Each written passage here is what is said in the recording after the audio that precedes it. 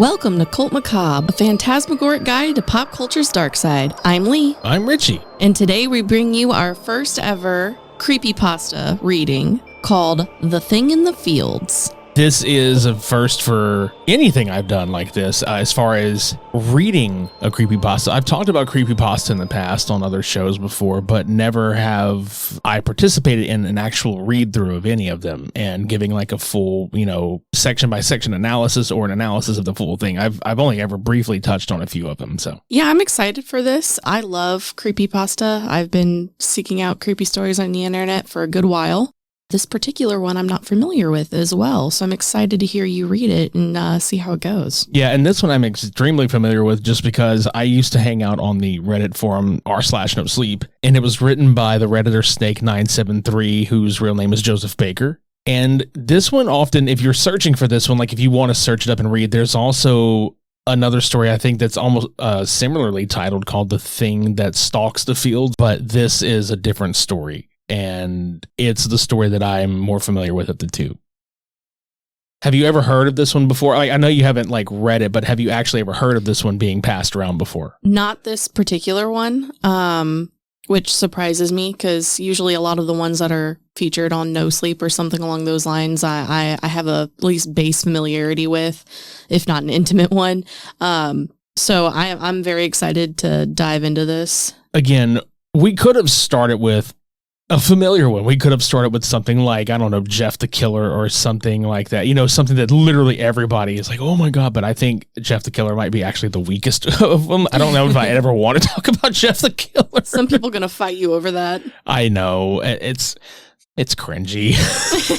I'm sorry if you like that one. That's probably somebody's actual favorite creepypasta and they're listening to this hoping that that's the one. And they're just like, man, fuck y'all now. Just leave. I can appreciate even the cringy creepypastas, honestly. I get that. I'm being silly because I'm pretty fucking sure that whoever heard that just now literally left our first 1-star review. So, well, maybe we can recover that with a good retelling of this one. The Thing in the Fields, written by Joseph Baker, a.k.a. Redditor Snake973. When I was young, I lived on a farm in rural Oregon with my parents. I was an only child. We weren't a big commercial farm, just a family type thing. We had 5 cows, 3 horses, a small herd of goats, 2 dogs, and 1 chicken coop. We also had some Indian runner ducks we kept mostly as pets. We didn't really make any money off the place, just enough to sustain the animals and a little extra for ourselves. Money enough to take a decent vacation every couple of years. Dad had his other job in town, an insurance agent. He was the only one around, really. The town wasn't more than about 1,500 people, and Mom gave horse riding lessons as well. We weren't rich, but we were comfortable. It was really an easy life, or at least it could have been a lot worse. I went to school, Dad went to work, Mom took care of the animals. Then we all had dinner together every night, and I would go to bed while Mom and Dad would have a beer or two and watch the news. Sometimes at night I would hear things outside, mostly just normal stuff. The cows or horses would get spooked by a coyote or something, or I would hear the dogs chasing a rabbit, barking their heads off. Every once in a great while we would find a chicken dead. Dad would always tell me about it, but never let me see the body, although I asked frequently. He would keep Mom and I inside until he had gone out, did whatever he did with the body, throw sawdust over any blood, and then life would go on as normal. I assumed it was foxes, as I had seen a couple of them out in the pasture over the years, slinking around back and forth through the grass. The summer when I was 10 years old, I remember helping Mom change the bedding in the horse stalls when we heard a huge racket going on outside. If you've never heard the sounds of a horse in pain, you don't want to, trust me. It sounds almost like a person screaming. Well, that's what we heard, and one of our horses, the Palomino, came running into the barn with a wound on its left thigh. 4 long marks, like claw marks, ran across its body for about a foot. It had blood running down its leg, and it was limping. I was so scared by the sight of that much blood that Mom locked the horse in a stall and made me go inside with one of the dogs. She told me to lock the door and stay inside until she came inside to get me. I did. Eventually, Mom came inside and told me that the horse had hurt itself on the barbed wire that ran the perimeter of the pasture. We owned more land beyond that, but it was mostly forested. I guess I believed her at the time, But at dinner that night, I noticed Dad was being particularly quiet and Mom was talking a lot more than she normally did. She was being really animated, and I noticed that Dad had gotten his rifle out and set it by the back door. Usually, he only did that when the coyotes had been acting up. That night, I went to bed as normal, but I had trouble falling asleep. I turned on my desk lamp and decided to read comic books until I got tired. I have a very vivid memory of reading Uncanny X-Men and hearing the back door open. Looking out, I could see my dad by the porch light, lighting a cigarette and holding his rifle under his arm. He started walking over to the driveway and then turned to follow the fence line. I couldn't sleep until I knew Dad was back safe. I kept coming downstairs with the excuse of getting water to see if Dad was back in the house yet. And each time, all I saw was Mom sitting on the couch in the living room, staring at a blank TV screen and looking worried, sighing occasionally. Eventually, at about 4 a.m, I think, Dad did come back, and I was so tired and relieved that I fell asleep as soon as I knew he was home. He never told me what he did that night, but I never thought to ask. 2 months later, I was back in school. It rains a lot in Oregon in the fall, and this day was no different. All I could hear from my bedroom was rain hitting the aluminum roof of the chicken coop. There was light thunder in the distance, but it was slowly getting closer. I thought I had heard a coyote yapping out around the garage, or it could have been one of the dogs. I looked out, straining my eyes to see whatever there may have been, and in a brief, distant lightning flash, I saw something. It looked almost like a person, but hunched over and with a long torso. It was tall, taller than Dad, who was a good 6'4" at least.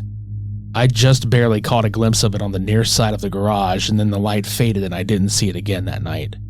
There was another dead chicken the next morning, the third in just as many weeks. I told Dad what I had seen the previous night, and the color went out of his cheeks momentarily until he told me that the storm must have been playing tricks on me. I accepted that. 4 months after that, we lost a cow. It was in the middle of the night, and we all woke up at the same time. There was a lot of noise in the pasture, but only briefly. The cry of a dying animal and a primitive guttural yell that I had never heard before. Dad rushed up to my room. I could hear him running up the stairs. He had his rifle in hand and opened my door. He saw that I was awake and told me to stay inside no matter what and try to go back to sleep. I don't think I have to say that sleep wasn't really an option any longer, but I did stay in my room with a blanket held tight around my shoulders and staring out the window. Probably about 10 minutes later, I heard gunshots in the field. I don't know what he was shooting at, whether it was whatever had attacked the cow or the cow itself trying to put the animal out of its misery. Dad rarely, if ever, talked about that night. I later found out that he had gotten to the cow only to find it ripped open on the ground, bleeding out from its torso. The shots I heard were him shooting the cow in the head. It kept going like that, for years. A chicken or a duck here and there. Something bigger only very rarely. It sounds absurd, but I almost came to think of it as commonplace. I only ever caught glimpses of the thing until what comes next. It terrified me. It happened in the middle of the day over the course of a long weekend when my parents had gone to Seattle to see my uncle who was ill. It was on a Saturday afternoon. I was 17 years old. I was out in the barn putting out food for the horses and the dogs. The horses were running around out in the pasture and the dogs were asleep in the corner of one of the horse stalls. I heard something rustling on the tall grass outside in the pasture. The dogs looked around a little bit but didn't seem to mind. I assumed it was just one of the horses waiting for me to leave so that they could eat. I kept going about what I was doing, and in several minutes I thought I heard breathing. I turned to look and it was standing in the door. Tall as hell, even hunched over. The sun was streaming in behind it, lighting up all the dust in the air around it like some kind of sickly halo. It was looking at me, considering me. Maybe it was trying to decide whether or not I was food. I remember swearing, turning and running as fast as I could for the house, not even thinking.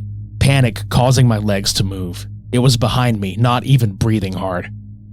I heard its feet hitting the ground in a constant rhythm. I got to the house, opened the door, slammed it behind me, and locked it as fast as I could. I tore through the house, locking every door and drawing the blinds on every window. I could hear it snarling outside the back door. The dogs were barking at it, but they wouldn't try to attack the thing. It was too big, and they knew it. It roared at the dogs and they ran off, probably to hide in the pasture. I went to my parents' bedroom and got Dad's rifle. I loaded it, set up a chair in the living room facing the back door, and waited. It started prowling around the house. I could hear its feet crunching on the gravel in the driveway and the wooden planks of the back deck.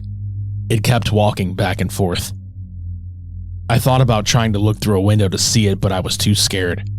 Eventually, after hours of hoping it would go away, the sun went down. I turned on all the lights outside and went to my room.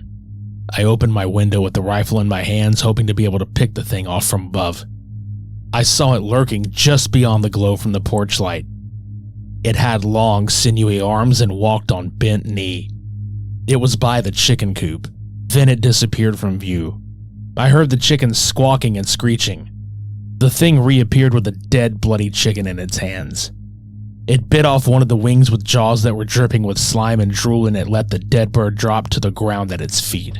Then it looked at me. Its eyes made contact with mine. It turned away again, back to the chickens, and it came back with another bird, mutilated it in front of me, and dropped it.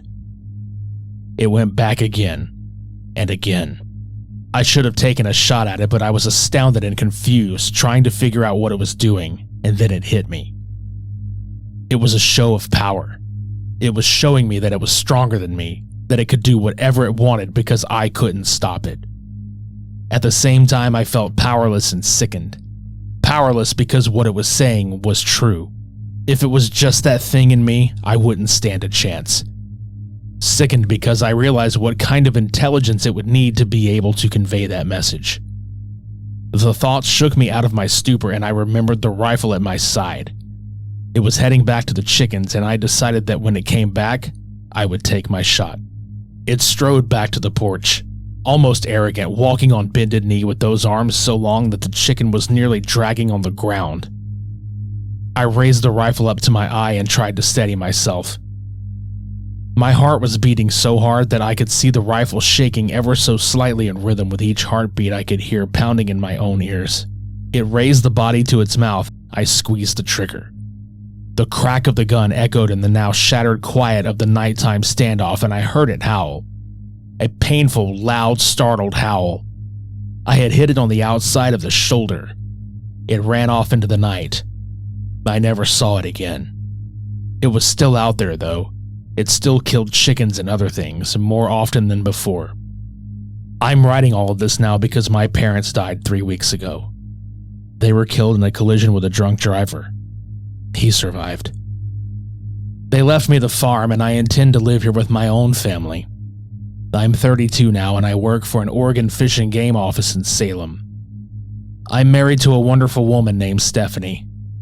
We have one son, Zachary, who is 4 years old. We are expecting a daughter in 4 months. I've come to the farmhouse alone today. I told Steph I just wanted some time alone in my parents' house to deal with some emotions, and she was very understanding. I've come back to claim what is rightfully mine. I have Dad's rifle next to me on the table, and it is almost dusk. I've also brought several portable halogen lights to set up around the house and my own shotgun. I am borrowing a handgun from Joe, a guy at Fish and Game who I work with. When I am done typing this account of my memories, I will print it out and leave it on the dining room table, along with my wedding ring and my key to the safe deposit box where my will is kept. Everything is loaded and ready. Hopefully I will return here to collect these things and nobody will ever know that I wrote this. Steph, in the event that you are the unfortunate soul to find this, which I'm terrified to think seems a likely outcome, the thought of you having to go on alone hurts me more than anything this world ever can.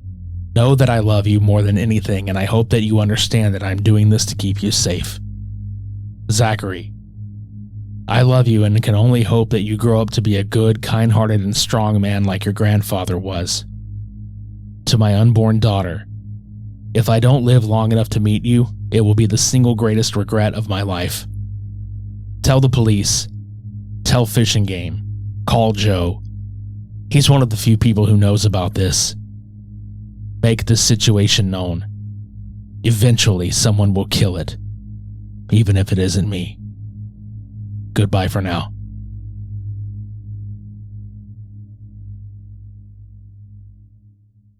I love how this story doesn't have a very definitive end. So you never know if the protagonist survives this encounter or survives the eventual encounter that he's set himself up for. Yeah, it's like a choose your own adventure. He either survived or he didn't, or, third outcome. Yeah, well, I really liked this story because it's something that you feel like could actually happen. Like, obviously with certain things being embellished, obviously, like this, probably the size of the creature.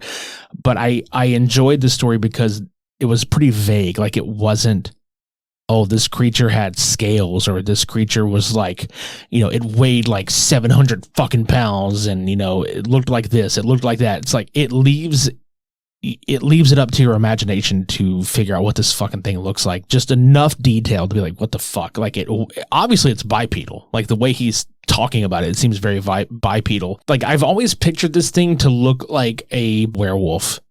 That's kind of like in my brain, like, it just really fucked up, like, werewolf-based monstrous, like, creature. The first thing that comes to my mind, imagery-wise, is a Wendigo. Honestly, that's like the first thing that I heard. Long, sinewy arms and limbs, and I was just like, oh, this gives Wendigo.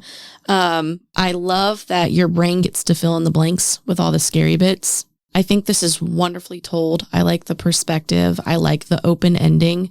I got goosebumps when he described the lightning flash and seeing the shadow of the creature. I've had, let's just call them similarly weird experiences where I was like, what the fuck did I just witness? Like, did I even actually see something?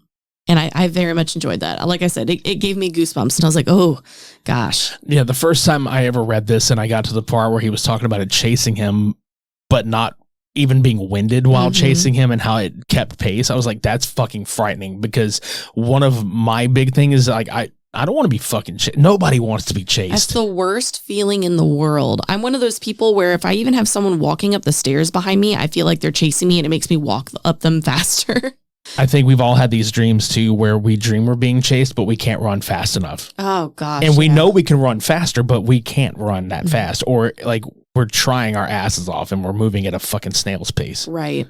But what I liked the most about this story is it didn't need a lot of time to get the point across and to be decent. Like, this is one of my dark horse creepypastas, because to me it gives the vibes that we've come to expect from, things like fucking Slender Man, sure. Bigger fucking stories like Slender Man and shit like that, but it's less fantastical and more kind of grounded. It feels very real. It feels like a real situation. It feels like a real place, and they feel like real people. And the reasons for him wanting to go back and protect his family, that also feels very real, and even gives you an emotional connection. I absolutely loved it. And like I was saying about like the farmland and stuff earlier on, this very much completely encompasses a lot of weird shit people encounter on farms.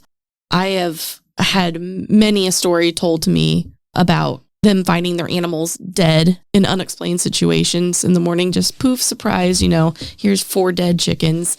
And, sometimes they can't tell what kind of animal went at it at all.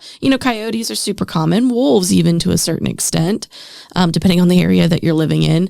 But occasionally, I know up in Ohio where I'm from, I would hear lots of people from areas of southern Ohio talk about how their animal was just gouged open by something. And the weirdest part to me that they would describe is that a lot of these times these creatures weren't eaten. They were just killed. And that's actually kind of a terrifying thought in and of itself. Yeah, because it was like the way that this describes this person, or this person describes this creature, is that this creature was just hunting for sport. Like that whole sequence where he was just like wondering what kind of intelligence this thing had to be able to convey the message of like, dude, no, look what I'm doing, and look, this is just a fucking bird. Like, right. I'm fuck you up. Ripping its wings off. Dude, I'll fuck you up. That's literally what he's saying. He's like, dude, I'll fuck you up. But yeah, I would love to do more creepypasta stories as we progress throughout our podcast. It's a matter of if anybody out there listening would like us to continue doing these. And if you enjoy this episode, or if you enjoy creepypasta in general, maybe you have a creepypasta story that you like that is not one of the big ones. Do you have a creepypasta story that you will die on the hill of defending. Do you have a creepypasta story that you're like, hey, this is equal parts like cringy but entertaining? Or are you one of the people that enjoy the big stories like Russian Sleep Experiment or Slender Man or Butcherface? Yeah, like, dude, Butcherface is one I really would love to get into and read here. That's one of my fucking favorites ever. Like, in fact, that might very well be my favorite creepypasta that I found in No Sleep subreddit. That was so fucking good. Yeah, that's a fantastic story, and I would like to do an episode covering that one in the future at some point. Definitely a long read, but absolutely worth it. Yeah, I think it's like an hour. Like maybe like even over an hour. Well, if we stop and bullshit, yeah, for but sure. If it's, if you read it straight through, I think it's like a 57-minute read, but it's one of those that's so fucking enthralling that it doesn't feel like that much time's passed whenever you are reading it. So, So if you had to rate this creepypasta on a scale of 1 to 5, with 5 being the best possible score, what would you give it? Probably like a 3.75. It's very specific. I think overall I would actually agree with you on a rating of 3.75 exactly. Yeah, because it's, because here's my thing. It's definitely good.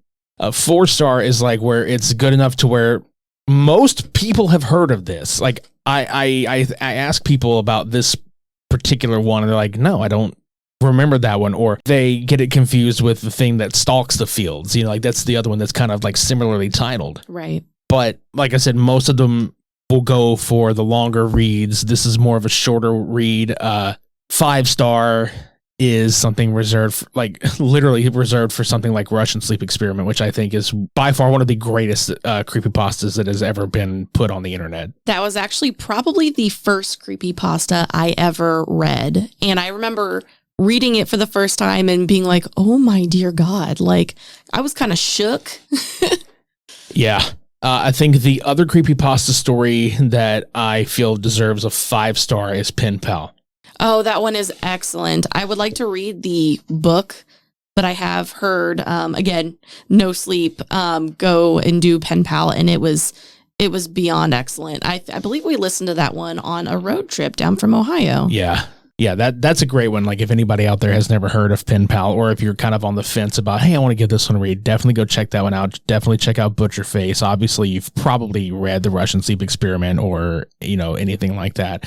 But if you enjoyed The Thing in the Fields, give it a read of your own. Or if you've got somebody that has never heard of it, introduce them to this story, or, anything like that. Creepypasta is something that I think is great because it's kind of our campfire tale for like the new millennium. We all grew up on shit like Goosebumps and Are You Afraid of the Dark? Mm-hmm. And then we grew up with people that would tell us these stories in person, at night. But this right here, I think most of the generation that has come after us, this is what R.L. Stine stuff was like, except like the way that the creepypasta stuff at first was conveyed is, I think some of the requirements were that, like, at first in certain forums where they're like, you have to introduce this from a first person point of view, where you have to make it believable, like you're actually like telling this story for real and it's not based as a quote story. So I think that's the kind of stuff that lent the scariness credibility to it, where it's like, fuck, is this real? Is this not real? I also think stories that are told from a first person perspective just really put you in it, and you start to feel more like you're in that role. That was like a perfect little sound bit of a sheer creep. That was great. We need to clip that and use it as a sound effect. Maybe. But yes, our overall score for that one would be a 3.75. What would you rate this? Please leave a comment and let us know. Very curious where people's tastes fall on that kind of stuff. Yeah, you can leave a comment under the YouTube channel. You can leave a comment on Spotify and all that jazz. So, yeah. Even though I'm going to repeat myself, I'm just going to say, for past, present, and future episodes of Cult Macabre, you can subscribe to us on Apple Podcasts, Spotify, or YouTube. You can leave a rating and review on Apple Podcasts. You can leave a rating and leave comments on individual episodes on Spotify. And if you're listening to this on our YouTube channel, please consider subscribing to the channel, clicking the bell for notifications for future episodes, or, maybe leaving a like on the video or leave a comment down below. Any engagement helps. We'll leave a link to the actual story in the show notes below for this episode, and if you'd like to follow us on social media, all of that can be found in our Linktree link in the show notes below. So if you'd like to join us for more of pop culture's dark side, sign the Black Book and join the cult. I'm Lee. And I'm Richie. See you next time.